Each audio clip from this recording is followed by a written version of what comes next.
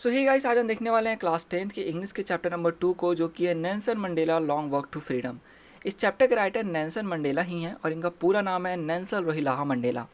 यहाँ पर इन्होंने साउथ अफ्रीका में बात की है कि वहाँ पर जब एपरथाइड लागू हुआ था, एपरथाइड का अर्थ हुआ रेशियल डिस्क्रिमिनेशन। यहाँ पर डिस्क्रिमिनेट किया जाता था लोगों को उनके कलर के बेसिस पर। जैसे ब्लैक पीपल थे वहाँ पर और वाइट पीपल थे। जो ब्लैक पीपल थे उनको उनके राइट्स नहीं मिलते थे, वाइट पीपल उन पर रूल किया करते थे, उनको बहुत अलग तरह से डिस्क्रिमिनेट किया करते थे। तो बहुत ज़्यादा लोग आए इसके लिए खड़े हुए, उनमें एक नेल्सन मंडेला ही थे और बाद में इन्हें फ्रीडम मिल जाता है, मतलब ये अपार्थाइड ख़त्म हो जाता है और अब एक नई सरकार बनने जा रही है। नेल्सन मंडेला कहते हैं कि यह 10 मई का भोर का वक्त है, दिन बहुत ही ब्राइट और क्लियर है। कुछ दिनों से मेरे पास जो वर्ल्ड के बड़े बड़े लीडर्स हैं वो आ रहे हैं, मुझसे मिल रहे हैं और अपना रिस्पेक्ट दे रहे हैं। और यह सब कुछ हो रहा है इनऑग्रेशन। इनऑग्रेशन का अर्थ हुआ उद्घाटन से पहले हो रहा है ये सब कुछ। इस उद्घाटन में वर्ल्ड के जो बड़े बड़े लीडर्स हैं उनका लार्जेस्ट गैदरिंग होगा, यानी बहुत सारे बड़े बड़े लीडर्स आए हुए होंगे।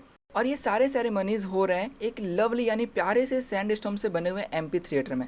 एम्पी थिएटर का अर्थ हुआ एक ऐसी बिल्डिंग जिसकी छत नहीं होती लेकिन बहुत सारे सीट्स बने रहते हैं रो में, जैसे कि स्टेडियम होता है क्रिकेट का, वैसा मान सकते हो, जो कि बनाया गया यूनियन बिल्डिंग्स के द्वारा जो प्रिटोरिया में है। ये कह रहे हैं कि वहाँ पर साउथ अफ्रीका में नॉन रेशियल गवर्नमेंट जो है वो बनाई जा रही है, मतलब उसी को बनाने का उद्घाटन ये होने वाला है, जो कि जिसके लिए बहुत सारे लीडर्स आए हुए हैं यहाँ पर। यह ऑटम का डे था। देखो, साउथ अफ्रीका में मई के महीने में ऑटम का सीज़न चल रहा होता है, इसे कहते हैं कि ऑटम का दिन है। और ये अपनी बेटी जेनानी के साथ जाते हैं उस यूनियन बिल्डिंग में।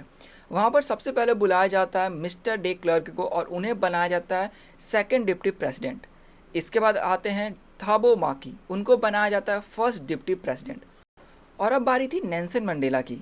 नेल्सन मंडेला बनते हैं प्रेसिडेंट और वो प्रेसिडेंट के रूप में शपथ लेते हैं कि वो कॉन्स्टिट्यूशन का पालन करेंगे और उसको बनाए रखेंगे। इसके बाद वो और आगे प्लेज करते हैं कि जो भी उनके देशवासी हैं उन सब के अच्छाई के लिए, उनके वेल बींग के लिए वो काम करेंगे।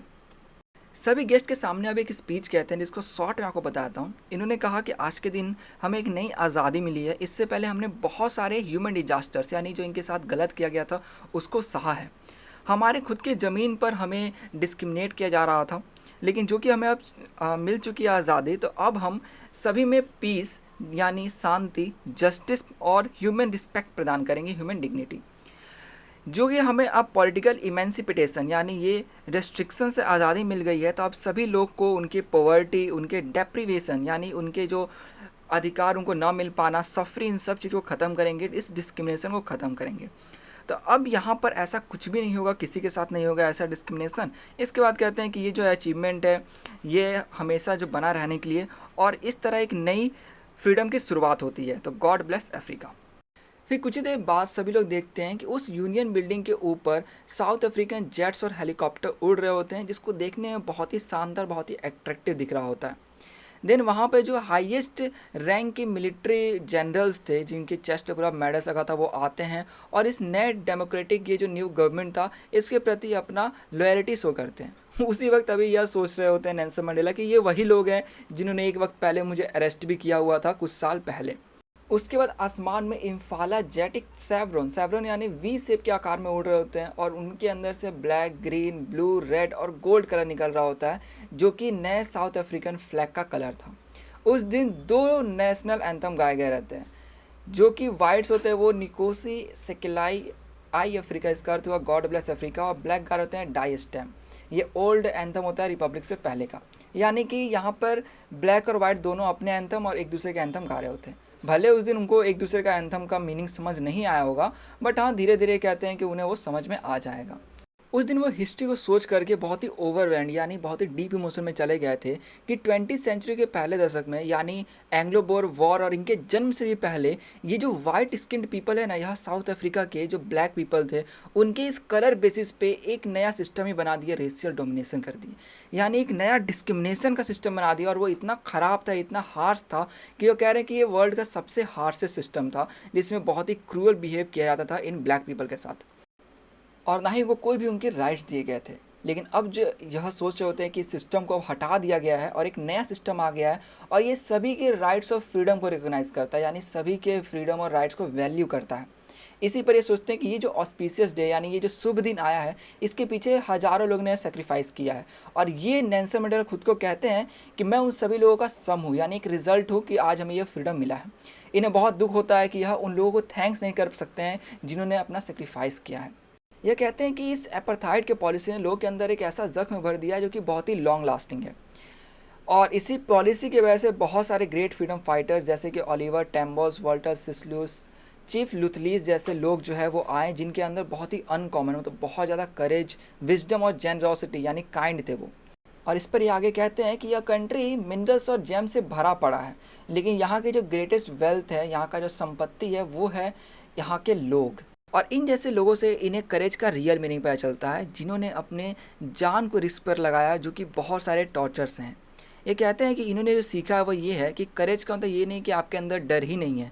करेज उसे कहते हैं जब आप अपने डर पर जीत पा लेते हो। जैसे कि यहाँ कह रही है कि ब्रेव मैन वो नहीं जिसके अंदर डर नहीं या जो डरता नहीं है, ब्रेव मैन वो है जो कि अपने डर पर जीत पा लेता है। इसके आगे बताते हैं दूसरी बात कि लोग जन्म से ही किसी को हेट नहीं करता है उसके कलर या उसके बैकग्राउंड या उसके रिलीजन को लेकर के। जब लोग बड़े होते हैं तो यहाँ पे कह रहे हैं कि लोग जो है नफ़रत करना सीखते हैं, और लोग को सीखना चाहिए, क्योंकि अगर वो नफ़रत करना सीख सकते हैं तो वो प्यार करना भी सीख सकते हैं, उन्हें सिखाया जा सकता है, क्योंकि प्यार नफ़रत के मुकाबले ज़्यादा नेचुरली आता है। क्योंकि यह बताते हैं कि जब यह जेल में थे और इनका सबसे ग्रिमेस्ट यानी सबसे बुरा वक्त था, जब इनको और इनके दोस्तों को, कॉमरेड्स को उनकी लिमिट तक पुश किया आता था, तब उन्हें एक गार्ड के अंदर एक ग्लिमर ऑफ ह्यूमैनिटी यानी एक मानवता की रोशनी दिखाई दी। तब इन्होंने अपने आप को यह समझाया कि हाँ, भले ही मुझे कुछ देर के लिए उसके अंदर यह दिखा हो, लेकिन इससे मुझे अब ये तो समझ में आता है कि जो मैं कर रहा हूँ स्ट्रगल, यह मुझे करते रहना चाहिए। इसके आगे एक्सप्लेन कर रहे होते हैं कि इंसान की अच्छाई एक फ्लेम की तरह होती है, जिसे आप छुपा तो सकते हैं लेकिन एक्सटिंग्विश यानी बुझा नहीं सकते हैं। तो ये भी एक मान लो कोट की तरह हो गया। देन आगे बोल रहे हैं कि इंसान के जीवन में उनके दो ऑब्लिगेशन, दो उद्देश्य होते हैं। पहला होता है उनके फैमिली और पेरेंट्स को लेकर के, उनके बच्चे को, उनके वाइफ को लेकर के, और दूसरा होता है देश और देश के लोगों को लेकर के। लेकिन नेल्सन मंडेला को ये हार्ड लग रहा था इनके ये जो दो ऑब्लिगेशन, जो दो ड्यूटीज़ थे, इसको पूरा करने में, क्योंकि इन्हें फ्रीडम ही नहीं दिया जा रहा था। और यह सब था एपार्थाइड की वजह से, क्योंकि उसमें था कि कोई भी जो साउथ अफ्रीकन जो ब्लैक है, अगर वो इंसानों की तरह जीने की कोशिश करता है तो उसको पनिश किया जाएगा, यानी इंसानों की तरह भी उन्हें नहीं रह दिया जाता था। आगे ये कह रहे हैं कि अगर कोई ऐसा करता तो उसको गिरफ्तार किया था और उसको पनिश करके आइसोलेट यानी अकेला कर दिया था। इससे साउथ अफ्रीका में जो ये ब्लैक पीपल थे, वो अपने फैमिली के प्रति, अपने घर वाले जो लोग हैं उनके प्रति कोई भी ऑब्लिगेशन पूरा नहीं कर पाते थे, क्योंकि अगर वो करने की कोशिश करें तो उनको अलग कर दिया जाता था उनके फैमिली से। इससे ये लोग जिया करते थे एक Twilight existence of secrecy and rebellion, होता है एक अकेला जीवन सा रहना, जिसमें बहुत ही सिक्रेसी से और रेबिलियन या विद्रोह की भावना रख के जीते थे। जब अपने फ्रीडम के लिए स्ट्रगल करने लग गए तो स्टार्टिंग वक्त में इनका यह था कि नहीं, पहले अपने परिवार को देखना है, उनके प्रति ऑब्लिगेशन पूरा करना है, उसके बाद लोग के प्रति। लेकिन जब ये अपने देशवासी, अपने लोगों के प्रति जब ये ऑब्लिगेशन पूरा करने लग गए उनके लिए, तब ये अपने फैमिली के प्रति नहीं कर पा रहे थे। मतलब कह सकते हो ऐसा सिचुएशन था कि वो किसी एक के प्रति ही कर पा रहे थे, क्योंकि वो स्ट्रगल कर रहे थे फ्रीडम के लिए। अब ये अपने बचपन से कहानी बता रहे होते हैं कि जब ये पैदा हुए थे तो ऐसा नहीं था कि ये पैदा होने के बाद ही से फ्रीडम चाहते थे, क्योंकि ये हर तरीके से ये फ्री थे इनके हिसाब से। ये कह रहे हैं कि जब ये छोटे थे तो ये अपने जो मम्मी उनके जो हट है उसके आसपास फील्ड में दौड़ना, जो गांव में नदी हो गया या स्ट्रीम्स कोई भी हो गए, पॉन्ड, ये सब, उसमें जा कर के डुबकी मारना, उसमें तैरना, रात में तारों के नीचे खाना बना के खाना, बुश जो है उनके पीछे सवारी करना, और जो उनके ट्राइब के कस्टम्स है जैसे रीति रिवाज है उसको पूरा करना। यानी भगवान हो या चाहे इंसान हो, उनके बनाए गए किसी भी लॉ से इनको कोई दिक्कत नहीं था। लेकिन जैसे ये थोड़े बड़े हुए तो इनको रियलाइज़ हुआ कि यह फ्रीडम के बारे में जो सोच थे ये सब इल्यूज़न था। इनकी फ्रीडम तो इनके शुरुआत से ही छीनी जा चुकी है, और तब इन्हें फ्रीडम की चाह हुई।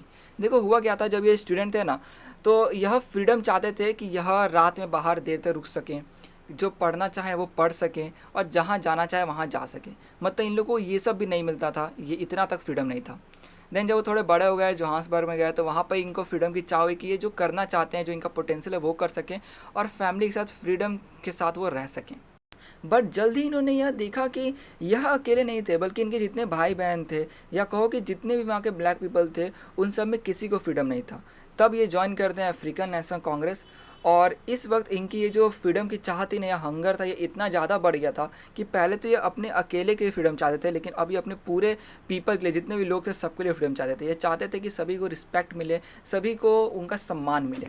और तब यह चीज़ इनको घिसता है, एक लॉ अबाइडिंग, जो इंसान जो कि लॉ को मानने वाला है उसे क्रिमिनल बना देता है, क्योंकि अब वो लॉ को नहीं मानते हैं। और एक ऐसा इंसान जो कि फैमिली के साथ रहना, घर में रहना पसंद करता है, वो सब चीज़ त्याग करके एक मॉन्क बन जाता है, यानी अकेले रहने लग जाता है। यह कहते हैं कि फ्रीडम इनडिविजिबल है, यानी उसे बांटा नहीं जा सकता है। और अगर इनके देश के किसी एक आदमी पे रेस्ट्रिक्शन है, यानी उस पर चेन है, तो वो सभी पे चेन होने के बराबर हुआ। और अगर किसी एक आदमी पर चेन है, यानी वह चेन इनके ऊपर भी है।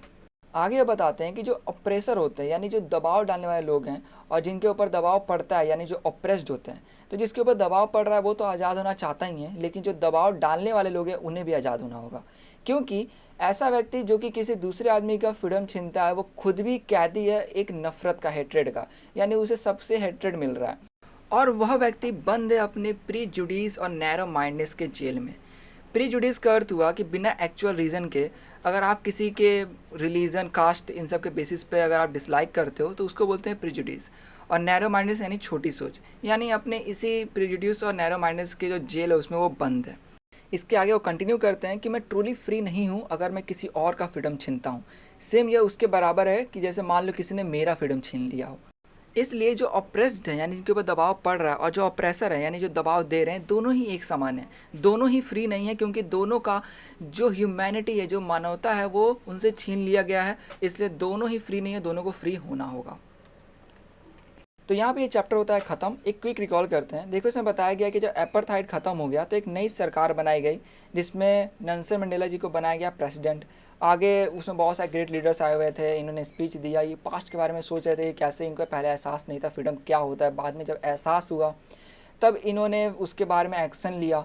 आगे इन्होंने बताया कि आखिर रियल में जो फ्रीडम किसे कहते हैं, इंसान में जो करेज होता है उसका रियल मीनिंग क्या है, लव के बारे में बताया। इन्होंने बताया कि इंसान के दो ऑब्लिगेशन, जो दो ड्यूटीज़ हैं, वो क्या क्या हैं। ये सब चीज़ों को इन्होंने बताया है।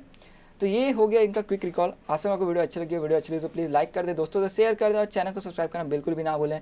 कोई भी क्वेश्चन है तो आप ज़रूर कमेंट में पूछ लें मुझसे। तो मिलते हैं अब नेक्स्ट चैप्टर के वीडियो में।